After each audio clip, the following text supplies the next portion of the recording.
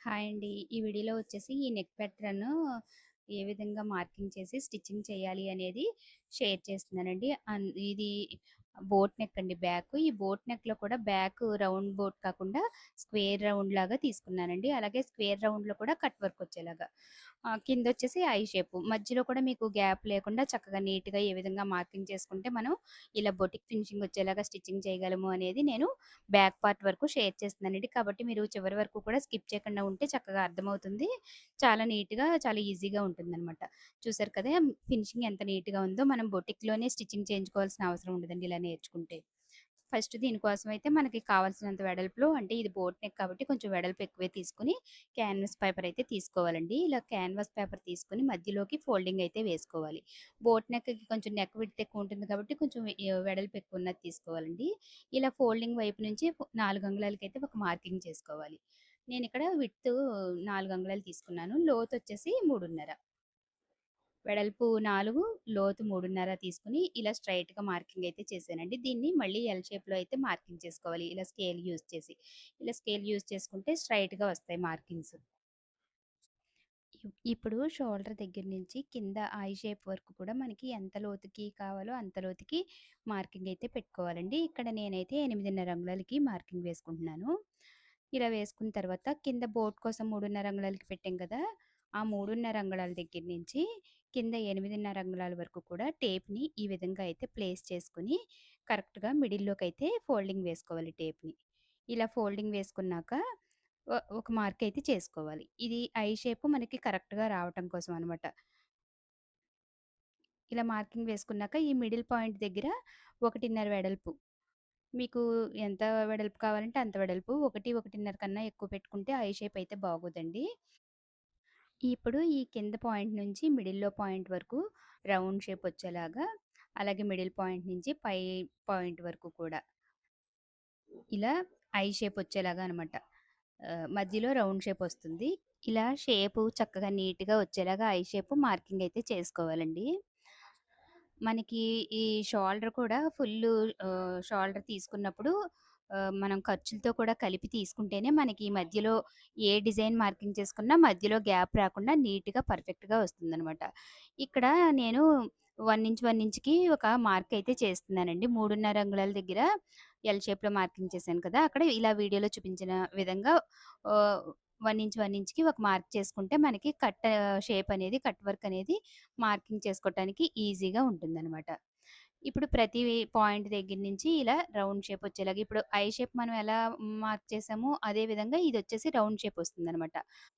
నేను ఇలా హ్యాండ్‌తో అయితే మార్కింగ్ చేసేసుకుంటున్నానండి. మీ దగ్గర కాయిన్ గానీ లేదు అంటే మీరు మార్క్ చేసుకున్న వెడల్పుని బట్టి మీకేది సరిపోతుందనుకుంటారో దాంతో ఇలా రౌండ్ షేప్ అయితే కట్ వర్క్ అయితే మార్కింగ్ అయితే చేసుకోవాలండి. ఈ కార్నర్‌లో కూడా రౌండ్ రాకుండా నేను స్క్వేర్ రౌండ్ వచ్చేలాగా మార్కింగ్ అయితే చేశానండి. అంటే స్క్వేర్ బాక్స్ లాగా మార్కింగ్ చేసేసి స్క్వేర్ రౌండ్‌లాగా కట్స్ అయితే మార్క్ చేశానండి. ఇలా ఇప్పుడు మార్క్ చేసుకున్న తరువాత చుట్టూ కూడా ఒక అంగుళం వెడల్పు ఉండేలాగా ఆహ్, మార్క్ అయితే చేసుకోవాలి. ఇలా మార్క్ చేసుకున్నాక కట్ చేసుకోవాలి. ఇక్కడ కొంచెం మార్కింగ్ లైట్ కలర్‌లో ఉంది కాబట్టి మీరు చెప్పేదాన్ని కరెక్ట్‌గా విని అర్థం చేసుకుంటే మీకు అర్థమవుతుందండి. ఆహ్, నెక్స్ట్ వీడియోలో కొంచెం మార్కర్‌తో మార్క్ చేసేలాగా ట్రై చేస్తానండి.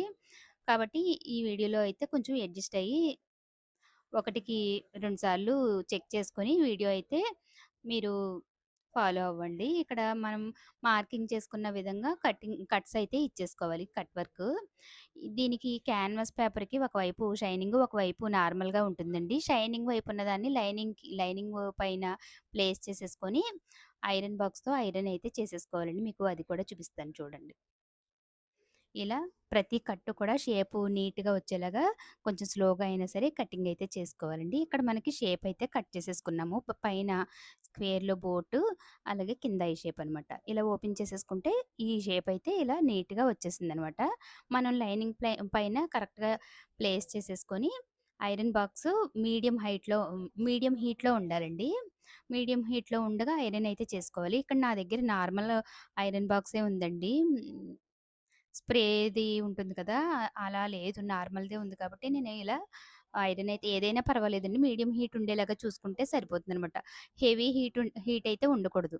అలా ఉన్నదంటే మనకి గమ్ అయితే జాయింట్ అవ్వదనమాట. ఇలా అయిపోయాక చుట్టూ కూడా ఒక పావించి ఖర్చుండేలాగా చూసుకొని కటింగ్ అయితే చేసేసుకోవాలండి. ఇక్కడ నేను కటింగ్ అయితే వీడియో వీడియోలో చూపించలేదు. కట్ చేసేసానండి. ఇలా చుట్టూ కూడా ఒక పావించి ఖర్చుండేలాగా చూసుకొని కట్ అయితే చేసేసుకొని ఇప్పుడు మనకి బ్యాక్ పార్ట్ చుట్టూ గూడా లైనింగ్ అంతా కూడా నేను అటాచ్ అయితే చేసేసానండి. ఇలా నీట్‌గా చక్కగా చుట్టూ కూడా లైనింగ్ అయితే స్టిచ్ చేసేసాను.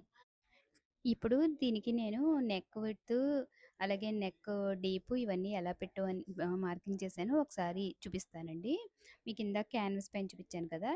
ఇది ఇలాగా బ్యాక్ పార్ట్ ఫోల్డింగ్ చేసేసుకున్నాక ఇలా 4 అంగుళాలకైతే వెడల్పు, లోతొచ్చేసి 3.5 అంగుళాలకి పెట్టానండి. అలాగే షోల్డర్ దగ్గర నుంచి ఐ షేప్ కోసం కింద వరకు కూడా 8.5 అంగుళాలకైతే మార్క్ చేశానండి. క్యాన్వాస్ పైన ఇందాక మార్కింగ్ నీట్‌గా కనపడలేదు కదండీ! అందుకని ఇలా బ్యాక్ పార్ట్ పైన మీకు చూపిస్తున్నాను. మీకు అర్థమవుతుందని చెప్పేసి చూపించానండి. ఇప్పుడు ఇది అలా రెడీ అయిపోయాక మధ్యలో పైన ఒక కట్ అయితే ఇచ్చేసుకుంటే, ఇలా మనం క్యాన్వాస్ రెడీ చేసాం కదా! దీనికి కూడా చుట్టూ కూడా ఒక పావించి ఖర్చుతో స్టిచ్ చేసేసుకోవాలండి. ఆల్రెడీ మనం పావించి ఖర్చుంచుకొని కట్ చేసాం కదా! ఈ పావించి ఖర్చుని కూడా ఇలా ఫోల్డింగ్ వేసేసుకొని చుట్టూ కూడా స్టిచ్ అయితే వేసేసుకోవాలి. దీనికి కూడా మిడిల్‌లో కట్టిచ్చాం గదా! మనం బ్యాక్ పార్ట్ ఈ డిజైన్ స్టిచ్ చేసేటప్పుడు ఈ కట్ అలాగే బ్యాక్ పార్ట్ కట్ 2 కూడా ఒక దగ్గరికొచ్చేలాగా ప్లేస్ చేసుకొని స్టిచ్ చేసుకుంటే నీట్‌గా వస్తుందనమాట. స్లోగా కొంచెం కొంచెంగా రౌండ్ తిప్పుకుంటూ మనం ఈ చుట్టూ కూడా పావించి ఖర్చుని కూడా ఫోల్డ్ వేసేసుకొని స్టిచ్ అయితే వేసుకోవాలండి. ఇలా క్యాన్వాస్ యూజ్ చేసి మనం ఏ డిజైన్ అయినా స్టిచ్ చేసుకున్నాము అంటే బ్లౌజు ఫినిషింగ్ అయితే చాలా నీట్‌గా ఉంటుందనమాట.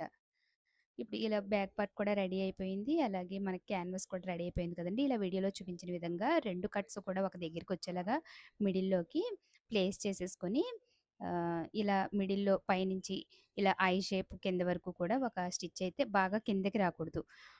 ఇలా వీడియోలో చూపించాను కదా! అక్కడ వరకు వస్తే సరిపోతుంది. ఒక స్టిచ్ వేసేసుకున్నాము అంటే మనకి ఈ డిజైన్ చేసిన నెక్ పీస్ అయితే కదలకుండా మనం స్టిచ్ చేసేటప్పుడు ఈజీగా ఉంటుందనమాట. ఇప్పుడు మనకి కట్స్ షేపు ఏ విధంగా ఉందో అదే విధంగా ప్రతి కట్ దగ్గర కూడా చివరమ్మట క్యాన్వాస్ చివరమ్మట స్టిచ్ పడేలాగా లేదు అంటే క్యాన్వాస్ పక్కనైనా సరే వేసుకోవచ్చండి. కానీ క్యాన్వాస్ పైన వచ్చేలాగా వేసుకుంటే మనకి వాష్ అయ్యాక కూడా నీట్‌గా నిలబడినట్లుగా ఉంటుందనమాట. ముడతలయి రాకుండా ఫోల్డింగ్ అయి పడకుండా నీట్‌గా ఉంటుంది. కాబట్టి క్యాన్వాస్ చివరమ్మట వచ్చేలాగా స్టిచ్ వేసుకోండి. నేనైతే ఇలాగే వేస్తానండి. ఇలా చివరి వరకు కూడా ప్రతి రౌండ్‌ని కూడా ఇలా కార్నర్ దగ్గరికొచ్చేటప్పటికి సూదిని డౌన్ చేసేసి అప్పుడు పాదాన్ని పైకి లేపి ఇంకొక వైపు కూడా తిప్పి మళ్ళీ ఇలా మళ్ళీ పాదాన్ని కిందకి దించేసుకొని స్టిచ్ చేసుకోవాలండి. ప్రతి రౌండ్ దగ్గర కూడా మీకు అర్థమవుతుందనుకుంటున్నాను. ఇలా అయిపోయిన తర్వాత కింద ఐ షేపు స్టిచ్ చేసుకుంటే మనకి నీట్‌గా వస్తుందనమాట.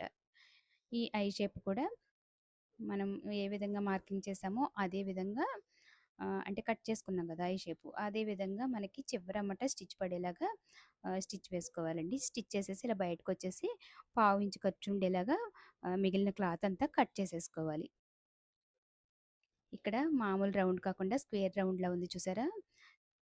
అంటే అందరూ నార్మల్‌గా నార్మల్ రౌండ్ కట్ చేస్తారు.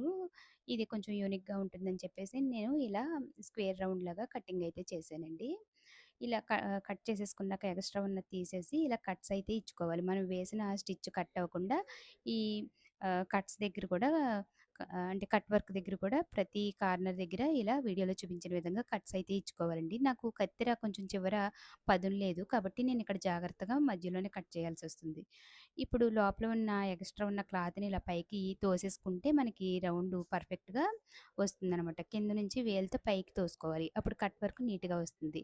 ఇలా తోసేసుకున్నాక పైన చివరమ్మట ఒక స్టిచ్ వేసుకుంటే మనకి షేప్ అనేది నీట్‌గా ఉండి చక్కగా ఐరన్ చేసేసుకుంటే బ్లౌజ్ అంతా అయ్యాక బాగా నీట్‌గా కనిపిస్తుందనమాట. బొటిక్ ఫినిషింగ్ లాగా ఉంటుంది. చాలా నీట్‌గా ఉంటుందనమాట. ఫస్ట్ మీ బ్లౌజెస్ మీద ట్రై చేశారనుకోండి ఇలా ఇటువంటి డిజైన్స్ మనకి బయటికి ఎవరికైనా స్టిచ్ చేయాలన్నా కూడా ఈజీగా స్టిచ్ చేయగలుగుతాము. ఇలా చివరి వరకు కూడా మొత్తం అంతా చాలా జాగ్రత్తగా స్టిచ్ అయితే చేయాలండి. కొంచెం ఇటువంటి కట్ వర్క్స్ అయితే టైము ఎక్కువే పడుతుంది. కానీ మనం స్టిచ్ చేసుకుంటేనే అలవాటవుతుంది. నీట్‌గా ఫినిషింగ్ కూడా రావటానికి నెక్స్ట్ బ్లౌజు ఒక బ్లౌజ్ పోయినా రెండో బ్లౌజ్ అయినా నీట్‌గా రావటానికి అవకాశం ఉంటుందనమాట. ఇలా నేను ఇక్కడ చివరి వరకు కూడా స్టిచ్ అయితే చేసేసానండి. ఇలా పైన టాప్ స్టిచ్ చేయటం వల్ల మనకి బ్లౌజు వాష్ చేసిన తర్వాత కూడా షేప్ అనేది పోకుండా నీట్‌గా ఉంటుందనమాట. కాబట్టి కొంచెం ఇలా పై టాప్ స్టిచ్ వేస్తే బావుంటుందండి. కానీ కొంతమంది పైన టాప్ స్టిచ్ వేయరు. ఐరన్ చేసేస్తారు. ఫస్ట్ అప్పటికప్పటికి బానే ఉంటుంది గానీ, తర్వాత షేప్ అనేది కొంచెం వంపుల కింద తిరిగి బాగోదనమాట క్యాన్వాస్ కూడాను. ఇప్పుడు చూసారు కదా! ఇక్కడ స్క్వేర్ మధ్యలో గ్యాప్ అనేది రాకుండా చక్కగా చాలా నీట్‌గా వచ్చిందండి. బోట్ నెక్ ఇలా షేప్స్ కట్ చేసేటప్పుడు మధ్యలో ఓపెన్ ఇచ్చినప్పుడు గ్యాప్ రాకుండా ఉండాలంటే బ్యాక్ ఫుల్ షోల్డర్ తీసుకున్న తర్వాత ఖర్చులకు కూడా కంపల్సరీ మనం ఆహ్, ఒక హాఫ్ ఇంచు మనకి ఎంత ఖర్చు వేసుకుంటామో అంత హాఫ్ ఇంచా, పావించా మీ ఇష్టం. మీరు ఎంత పెట్టి స్టిచ్ చేస్తారో అంత ఖర్చుకు కూడా మనం మార్క్ చేసుకుంటే బ్యాక్ ఇలా డిజైన్స్ చేసేటప్పుడు గ్యాప్ రాకుండా నీట్‌గా ఉంటుందనమాట. ఇక్కడ నేను నడుం బెల్ట్ కూడా 2 అంగుళాలు నడుం బెల్ట్ కూడా హాఫ్ ఇంచ్ ఖర్చుతో అయితే జాయింట్ చేసేసి బ్యాక్‌కి వేసేస్తున్నానండి.